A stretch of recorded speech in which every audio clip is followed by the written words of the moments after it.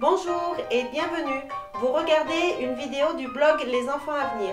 Je suis Marion et aujourd'hui, je vais traiter du sujet du budget. Est-ce que l'instruction en famille coûte cher? Alors, suivant vos choix, votre famille, tout ce que vous avez mis en place pour faire l'instruction en famille, ça n'aura absolument pas le même budget. Ça dépend vraiment de la façon dont vous êtes organisé. Du coup, je vais essayer de vous dire en quoi est-ce que l'instruction en famille peut coûter cher et comment est-ce qu'on peut s'organiser pour que l'instruction en famille ne coûte pas cher si vous avez un petit budget et pour que toutes les familles puissent faire ce choix-là de garder les enfants avec eux. Du coup, si on parle du travail des parents, et si on considère que de faire l'instruction en famille prive la famille d'un des deux salaires, effectivement, on peut imaginer qu'on se prive potentiellement de 18 000 euros par an. Donc, on pourrait dire que ça coûte énormément cher. Si au contraire, on réfléchit à une organisation pour que les deux parents puissent travailler, et même à plein temps, ou alors un à mi-temps et l'autre à plein temps, à ce moment-là, déjà, ça coûte un peu moins cher. Le fait qu'un des deux parents ait un peu plus de temps, s'il décide de travailler moins, ou alors de ne pas travailler, permet également de faire des économies pour la famille, puisque avec le temps, on fait beaucoup plus de choses soi-même. Et donc, ça peut aussi réduire le budget familial. Voilà, donc ça, c'est par rapport au travail. Si je vous donne un exemple, il y a des métiers où on peut travailler la nuit ou le soir, d'autres métiers où on travaille la journée, et du coup, on peut s'organiser pour faire un relais entre les parents pour qu'il y ait toujours quelqu'un de disponible pour les enfants. Effectivement, si on travaille la nuit, c'est pas évident de travailler la nuit, c'est même impossible de travailler la nuit et en plus de s'occuper des enfants la journée. Par contre, si on a un travail de fin de journée, on peut s'organiser pour que dès que le papa, je dis le papa mais ça peut être l'inverse, dès que l'autre parent rentre le soir, aller faire son travail fin de journée de 18 h à 22 h par exemple, et ensuite pouvoir s'occuper des enfants le lendemain pendant que l'autre parent sera au travail. Ensuite, ça peut être aussi une alternance dans l'année. Pour vous donner un exemple, nous sommes bergers à plein temps, 7 jours sur 7, pendant 4 mois dans l'année. Seulement, c'est un travail où nous pouvons emmener nos enfants, où ils peuvent être présents avec nous sur les lieux. Et effectivement, pendant ces 4 mois, nous sommes beaucoup moins disponibles pour eux. C'est aussi l'occasion pour eux de faire connaissance entre eux, de faire des activités entre eux, entre frères et sœurs, du coup, d'accueillir aussi des copains, de développer d'autres choses, de venir avec nous, de partager sur les moments de travail, de venir garder les brebis ou de participer aux soins. Enfin voilà, c'est l'occasion pour eux de faire d'autres choses et de façon différente. Et c'est le fait que ça soit de façon périodique dans l'année que ça nous permet d'absolument de ne pas culpabiliser sur le fait d'être moins disponible pour nos enfants durant ces 4 mois. Nous sommes disponibles, mais d'une autre manière. Et nous leur faisons découvrir un autre monde pendant ces 4 mois. Et puis les 8 mois suivants, ils feront autre chose. Voilà. Ensuite, il y a aussi le travail que l'on peut faire de chez soi. Enfin voilà, il y a toutes sortes d'organisations qui fait que au final, on n'est pas obligé forcément de se priver d'un salaire. Si on peut se le permettre en changeant nos habitudes de vie, c'est vrai que c'est plus confortable, puisque c'est quand même déjà un boulot à plein temps. Si on préfère, ou on n'a pas le choix et qu'on a besoin de deux salaires à la maison, c'est possible aussi. Maintenant, je vais vous parler des activités. Est-ce que ça coûte plus cher lorsqu'on est en instruction en famille en termes d'activité pour les enfants, ça c'est pareil, tout est fonction de choix.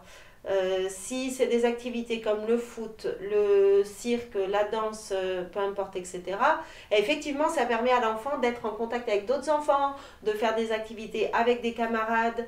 Voilà, mais de toute façon, ces activités-là, si ils étaient à l'école, certainement qu'ils les feraient aussi. Je veux dire, il y a la plupart des activités, comme le foot, etc., sont faites par les enfants qui vont à l'école. Du coup, je ne suis pas sûre que ça soit un budget à prendre en compte, puisque c'est exactement pareil s'ils vont à l'école ou pas. Ensuite, il y a toutes sortes d'activités gratuites que nous pouvons proposer à nos enfants, les rencontres entre familles, des activités de lecture de contes qu'on peut organiser ou d'albums qu'on peut organiser entre les familles, des activités de Lego, faire une journée Lego, construction de cabane, baignade au lac, faire du bateau sur le lac. Enfin, moi je dis ça, c'est parce qu'on a un lac à côté de la maison, donc je pense aux activités que nous faisons pas loin de chez nous et qui ne nous coûtent rien. Maintenant, c'est adapté bien sûr à chez vous. Les balades en forêt, des choses comme ça. Il y a aussi des choses qui sont gratuites pour les enfants. Nous ici, nous avons la maison de la géologie. Alors c'est pareil, je ne parle pas de ce que je ne connais pas, mais je suis sûre qu'il y a plein de choses, d'associations, de maisons des solidarités à côté de chez vous où ils font des choses, ils organisent des activités pour les enfants, des tournois de baby-foot, enfin toutes sortes, du ping-pong, enfin voilà, il y a toutes sortes de choses qui peuvent se faire gratuitement. Peut-être que c'est plus ponctuel, effectivement, mais voilà, c'est toujours intéressant et sympa.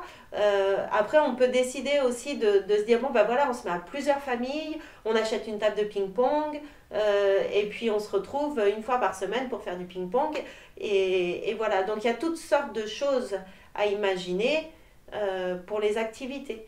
Et encore une fois, la nature est une ressource inépuisable en termes d'apprentissage, et il ne faut surtout pas s'en priver et surtout pas la dévaloriser. C'est pas parce que c'est gratuit que les enfants n'y trouvent pas énormément de choses à faire, à construire, à expérimenter, à toucher, enfin voilà, la nature. Mais même pour les plus grands, puisque des fois on me fait remarquer que c'est peut-être plus facile parce que mes enfants sont petits, mais en fait, je côtoie beaucoup de familles avec des adolescents et je me rends compte que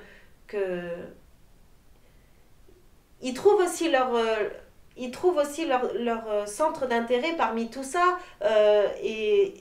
et quel atout pour les plus jeunes de les avoir dans une construction de cabane, puisque eux ils ont des compétences et une force qui n'est pas la même. Ils peuvent entreprendre les choses de façon un petit peu plus grandiose. Voilà, ils apportent quelque chose de chouette.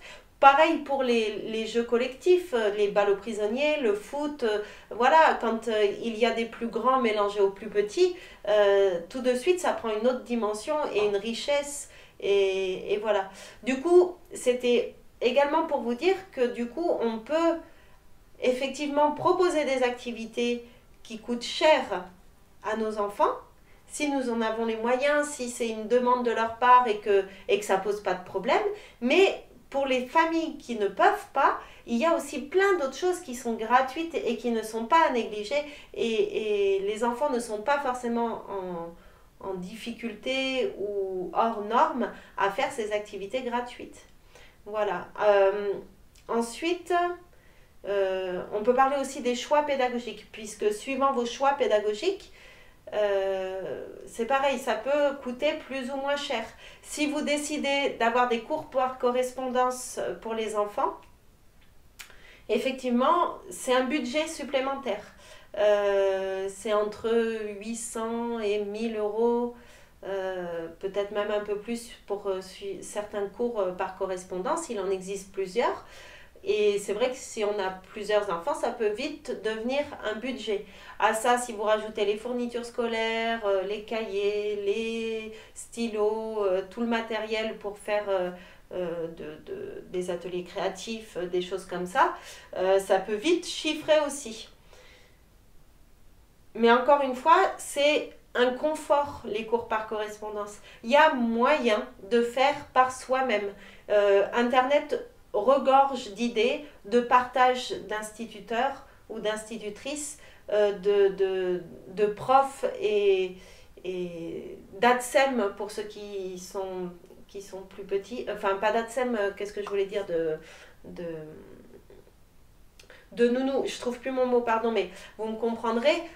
Il y a aussi tous ces sites-là pour les plus petits où ça regorge d'idées et voilà. Et du coup, on peut construire ces cours pour ces enfants si on décide de faire de l'apprentissage formel avec ces enfants. Il est possible également que ça ne coûte rien en termes de cours, puisqu'il est possible de tout faire par soi-même. Au départ, ça prend énormément de temps, et peut-être même ça prend énormément de temps tout court, mais plus on a l'habitude, plus on va vite, et voilà, c'est possible de faire du formel sans que ça coûte cher.